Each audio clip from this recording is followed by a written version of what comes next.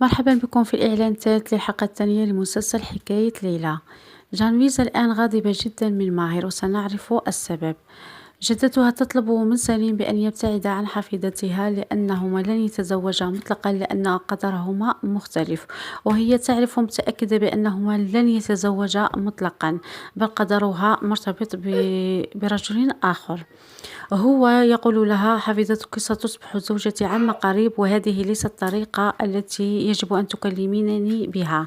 ماهر بدوره غاضب جدا لأنه عرف بأن الفتاة التي أحبها منذ أول نظرة هي ابنة عدوه كورشات الذي يبحث عنه من أجل الانتقام منه لأجل والده، لأن كورشات أب جانفيزا قتل والده أمام عينه، وبسببه أمه أصيبت بالجنون لحد الآن.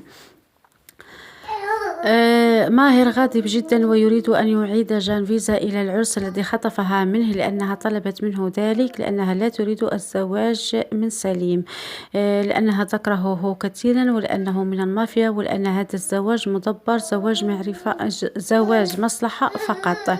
وهو يريد أن يعيدها لأنه عرف بأنها ابنة كورشات، بالرغم من أنه أصبح يحبها كثيرا، وكما قلت لكم أحبها أحبها من أول نظرة وعشقها كثيرا.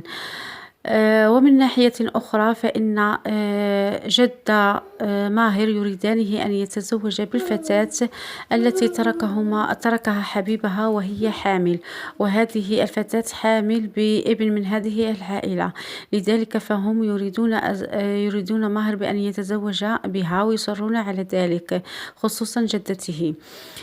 لكن ماهر لن يقبل بذلك، خصوصا وأن في رأسه مجموعة من المشاكل. يريد أن ينتقم من كورشات، وأصبح يحب جانفيزا، ويريد كذلك أن يربي أو يصد سليم عن جانفيزا. المهم، أحداث مشوقة جدا. أتمنى لكم فرجة ممتعة، وإلى اللقاء.